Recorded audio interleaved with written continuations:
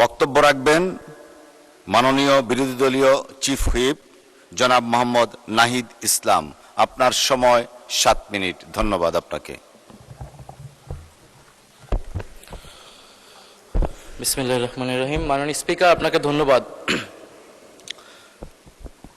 জুলাই গণ অভ্যুত্থান এবং তৎকালীন গণহত্যার বিচার সংশ্লিষ্ট আলোচনা সুযোগ করে দেওয়ার জন্য মাননীয় স্পিকার এবং জাতীয় সংসদের সকল সদস্যদেরকে ধন্যবাদ জানাচ্ছি। জুলাই গণ অভ্যুত্থানের 2 বছর আমরা পার করতে যাচ্ছি। এটা জুলাই মাস চলমান। আমি জুলাই গণ অভ্যুত্থানের সকল শহীদ এবং আহত ভাই বোনদেরকে শ্রদ্ধার সাথে স্মরণ করছি এবং স্মরণ করছি জুলাই গণ অভ্যুত্থানে ছাত্র তরুণ সহ সকল পেশাজীবী মানুষ যারা অংশ নিয়েছেন, দেশে বিদেশে, রাজনৈতিক অরাজনৈতিক যারাই সেখানে ভূমিকা রেখেছেন, ত্যাগ স্বীকার করেছেন, তাদের সবাইকেই আজকের এই দিনে আমি স্মরণ করছি। আজকে মাননীয় স্পিকার 14ই জুলাই, আজকের দিনটিও একটি ঐতিহাসিক দিন। এই 14ই জুলাই 2024 সালে বৈষম্যবিরোধী ছাত্র আন্দোলনের নেতৃত্বে সেই সময়ের রাষ্ট্রপতি এবং দুঃখজনকভাবে এখনকারও যিনি রাষ্ট্রপতি, তার কাছে আমরা একটা স্মারকলিপি দিয়ে এসেছিলাম। সেটা ছিল সেই দিনের কর্মসূচি 14ই জুলাইয়ের। এবং আমরা দেখলাম যে 14ই জুলাই রাতেই তৎকালীন ফ্যাসিস্ট শেখ হাসিনা, তৎকালীন অবৈধ প্রধানমন্ত্রী, তিনি চীন সফর থেকে দেশে এসেই এই আন্দোলনরত শিক্ষার্থীদের নিয়ে একটা কটূক্তি করেন, তাদেরকে রাজাকারের নাতিপুতি বলে আখ্যা দেন। এবং সেই রাজাকারের বিরুদ্ধে, সেই আখ্যার বিরুদ্ধেই শিক্ষার্থীরা, বিশেষত নারী শিক্ষার্থীরা ঢাকা বিশ্ববিদ্যালয়ের রোকেয়া হল সহ সারা বাংলাদেশের সকল ক্যাম্পাস থেকে ছাত্রছাত্রীরা বের হয়ে তুমি কে আমি কে, রাজাকার রাজাকার, কে বলেছে স্বৈরাচার স্বৈরাচার স্লোগানে মুখরিত করেছিল বাংলাদেশ। সেদিন থেকেই জুলাই গণ অভ্যুত্থান একটা রাজনৈতিক চরিত্র লাভ করে এবং আমরা পরবর্তী ঘটনাসমূহ সবকিছু জানি। তো অন্তর্বর্তী সরকারের সময় এই দিনকে জুলাই উইমেন্স ডে হিসেবে পালন করা হয়েছিল। এই সরকার চাইলে এই দিনটা আজকে স্মরণ করতে পারতেন, পালন করতে পারতেন। কারণ জুলাই গণ অভ্যুত্থানের নারীদেরকে আমাদের স্বীকৃতি দিতে হবে, স্মরণ করে যেতে হবে। তাদের আত্মত্যাগ কোনোভাবে আমরা ভুলতে পারবো না। ফলে এখনো সময় আছে সরকার চাইলে নারীদের নিয়ে এরকম, আমি জানি না তারা অলরেডি এরকম পরিকল্পনায় আছে কিনা। তো যেহেতু আজকে মূলত বিচার নিয়ে আমাদের প্রধান ফোকাস, বিচার নিয়ে অলরেডি কথা বলেছেন আক্তার হোসেন, আইনি জায়গা থেকে কথা বলেছেন। তো জুলাই গণ অভ্যুত্থান নিয়ে আমরা দেখছি মাননীয় স্পিকার এখনো ষড়যন্ত্র, জুলাই গণ অভ্যুত্থানের ব্যাখ্যা, কে ছোট কে বড়, ষড়যন্ত্র, নানান ব্যাখ্যা আসতেছে। এবং ফ্যাসিস্ট আওয়ামী লীগ এবং ভারতীয় মিডিয়া এই জুলাই গণ অভ্যুত্থানকে শুরু থেকেই ডিফেমিং করে গিয়েছিল, বিরুদ্ধে অবস্থান নিয়েছিল। কিন্তু মাননীয় স্পিকার, দুঃখ লাগে যখন জুলাই গণ অভ্যুত্থানে আমাদের শরিক বা প্রধান স্টেক হোল্ডারও যদি বলি, রাজনৈতিক দল হিসেবে বিএনপি এবং এই সংসদে উপস্থিত আছেন তাদের সরকার দলীয় কিছু কিছু এমপি এই গণ অভ্যুত্থানের বিরুদ্ধে কথা বলছে। জুলাই গণ অভ্যুত্থান কি ডিজাইন ছিল না ষড়যন্ত্র ছিল, মাননীয় স্পিকার ওনারা জানেন না। ওনারা জানেন না কে কিভাবে আন্দোলনে এসেছিল, কে কখন মারা গিয়েছে, স্নাইপার ছিল কি ছিল না, ওনারা জানেন না। তো মাননীয় স্পিকার, তো যারা জানেন, যারা মাঠে ছিল তাদের থেকে জেনে নিতে পারেন উনি। কিন্তু এই ধরনের বক্তব্যের আমরা কঠোর নিন্দা এবং প্রতিবাদ জানাই।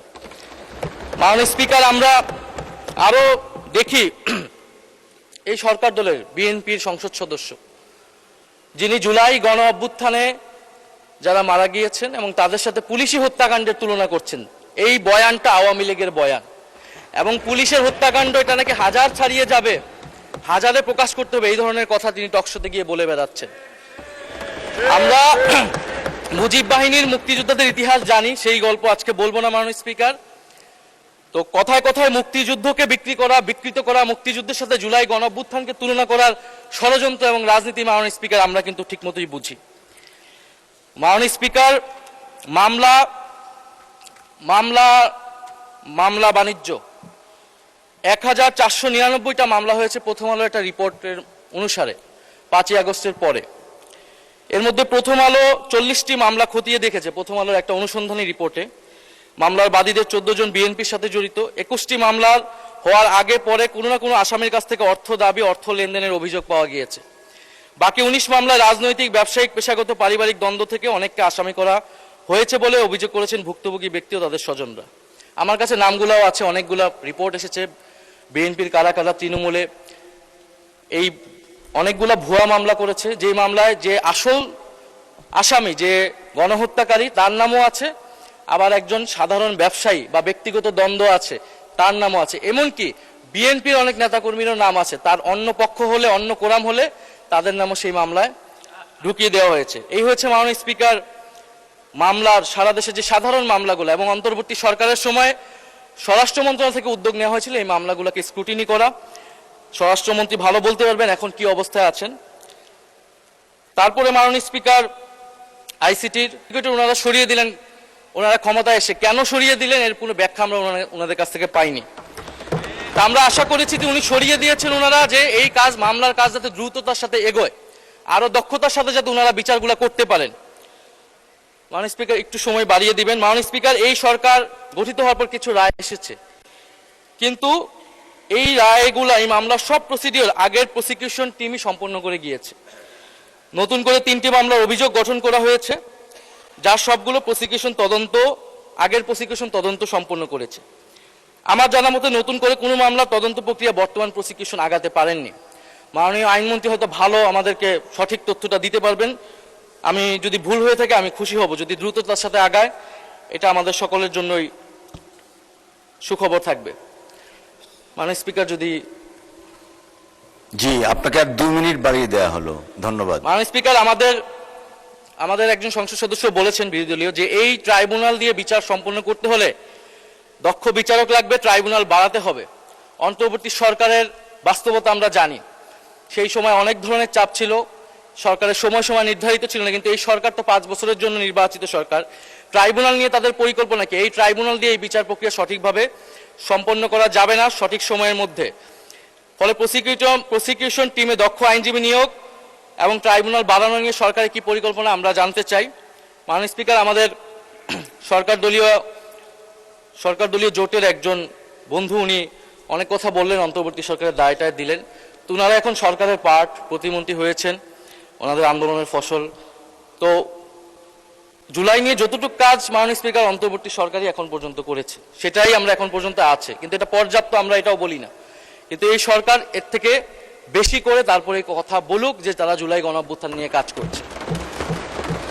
বাজেটে ভাতা দেওয়া হয়েছে, এটা অন্তর্বর্তী সরকারের সময় সিদ্ধান্ত নেওয়া, তারা এবার এটা কন্টিনিউ করেছে, যেন তাদেরকে ধন্যবাদ দিচ্ছি। জাদুঘর, সেটাও অন্তর্বর্তী সরকারের সময় উদ্যোগ নেওয়া, ট্রাইব্যুনাল বলেন, সবকিছুই। তো আমরা আশা করব এটাও পর্যাপ্ত না, ওনারা পর্যাপ্ত উদ্যোগ নেবেন, সেটা আমরা আশা করছি।